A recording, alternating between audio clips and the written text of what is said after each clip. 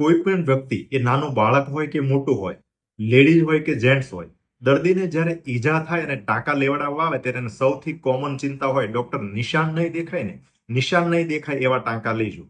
તો નિશાન રહેવું એ દર્દીની હિલિંગ ટેન્ડન્સી એટલે કે તાસીર ઉપર તથા વાગવાના પ્રકાર ઉપર આધારિત હોય, છતાં પણ આપણે અમુક સ્ટેપ એવા ધ્યાન રાખી શકીએ કે આપણે નિશાન છે શક્ય હોય એટલું ઓછું દેખાય. એની અંદર સૌથી પહેલું છે પ્રોપર ક્લિનિંગ ઓફ વુન્ડ, એટલે કે ઘાવની અંદર જેટલો ધૂળ કચરો ફોરેન બોડી ઓછું હોય એટલું આપણે હિલિંગ છે સારું આવે અને નિશાન ઓછું દેખાય. એના માટે ઘાવને પ્રોપર ક્લીન કરવો, જરૂર પડે તો ડોક્ટર પાસે જઈને અને જરૂર પડે તો ખોટું પાડવાનું ઇન્જેક્શન આપીને પણ ઘાવને પ્રોપર ક્લીન કરવો. બીજું છે ટાઈમિંગ ઓફ સૂચન, એટલે કે ટાંકા બને એટલું વહેલી તકે વાગ્યા પછી લેવાય તો નિશાન ઓછું દેખાય અને શક્ય હોય ત્યાં સુધી 6 થી 8 કલાકની અંદર ટાંકા લઈ લેવા જોઈએ. ત્રીજું છે ટાઈપ ઓફ સૂચન. ઘણા બધાની ગેરમાન્યતા એવી હોય કે ઓગળી જાય એવો ટાંકો હોય એનાથી નિશાન ઓછું દેખાય ને તોડવો પડે એવો ટાંકાથી વધુ દેખાય, પરંતુ એવું ના હોય.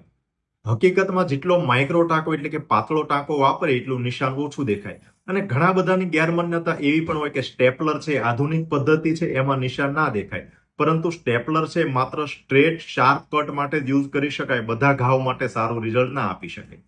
ચોથું છે ટાંકા લેવાની પદ્ધતિ.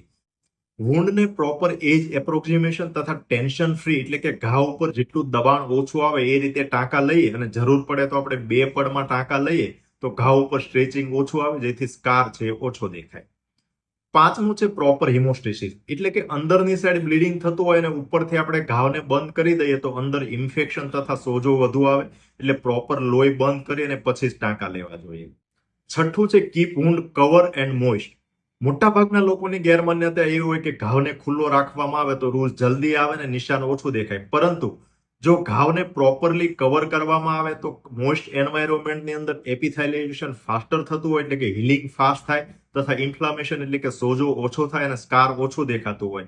જ્યારે સૂકો ઘાવ એટલે કે ડ્રાય વુન્ડ હોય તો એની અંદર ઇન્ફ્લામેશન વધુ થાય અને એના લીધે સ્કારિંગ છે વધુ થતું હોય. સાતમું છે અવોઇડ ઇન્ફેક્શન, એટલે કે પાક નહીં થાય એના માટે પ્રોપર એન્ટીબાયોટિક ટાઈમે લઈએ તથા ઘાવને કવર રાખીએ તો ઇન્ફેક્શન થવાની શક્યતા ઓછી રહે, કારણ કે ઇન્ફેક્શન છે ખરાબ નિશાન માટેનું સૌથી કોમન કારણ છે. આઠમું છે અવોઇડ ટ્રોમા. ઘા ઉપર જો રિપીટેડ ફ્રિક્શન કે રબિંગ થાય તો એના લીધે ઇન્ફ્લામેશન વધુ થાય અને નિશાન વધુ દેખાતું. નવમું છે એડિક્વેટ ન્યુટ્રિશનલ સપોર્ટ. ઘાવના પ્રોપર હિલિંગ માટે પૂરતું પ્રોટીન, વિટામિન સી, ઝીંક તથા અન્ય મિનરલ જરૂરી હોય, એટલા માટે યોગ્ય આહાર લેવો અને જરૂર પડે તો વિટામિન સપ્લિમેન્ટ પણ લઈ શકાય. છેલ્લું અને 10મું છે ટાઈમિંગ ઓફ સુચર રિમૂવર. ટાંકા જેટલા જલ્દી રિમૂવ કરવામાં આવે એટલું નિશાન છે ઓછું દેખાતું હોય તો ડોક્ટરની સલાહ મુજબ ટાઈમે ટાંકા રિમૂવ કરવા એ પણ ખૂબ જ અગત્યનું છે. આ 10 સ્ટેપ છે વાગ્યાથી માંડીને ટાંકા નીકળે ત્યાં સુધીના છે. આ ઉપરાંત લેટ આપણે શું ધ્યાન રાખી શકીએ તો સૌથી પહેલું છે સ્કાર સપોર્ટ. જે ભાગમાં વાગ્યું હોય એ ભાગમાં પ્રોપર સિલિકોન સ્ટ્રીપ કે ડ્રેસિંગ સ્પ્લિન્ટ જેવું અપ્લાય કરી શકાય જેથી ઘા ઉપર સપોર્ટ રહે. બીજું છે અવોઇડ સ્ટ્રેચિંગ એન્ડ સ્ક્રેચિંગ, એટલે લેટર ઓન જ્યારે રોજ આવતી હોય ઘાવની અંદર ખજવાળ આવતી હોય તો એના ઉપર ઘણીવાર સ્ક્રેચ કરીએ કે ઘા ઉપર અમુક ભાગમાં હોય તો મૂવમેન્ટથી સ્ટ્રેચિંગ આવતું હોય તો નિશાન વધુ દેખાય, તો બને ત્યાં સુધી સ્ક્રેચિંગ અને સ્ટ્રેચિંગ છે અવોઇડ કરીએ. ત્રીજું છે સ્કાર મસાજ. સિલિકોન ઓઇલ કે ઇવન કોકોનટ ઓઇલથી પણ જો સ્કાર ઉપર મસાજ કરવામાં આવે તો એનાથી સ્કારમાં બ્લડ સર્ક્યુલેશનમાં સુધારો થતો હોય તથા કોલેજન રીએલાઇનમેન્ટ થતું હોય પ્રોપર અને સ્કાર છે સોફ્ટ થતો હોય જેથી નિશાન છે ઓછું દેખાય.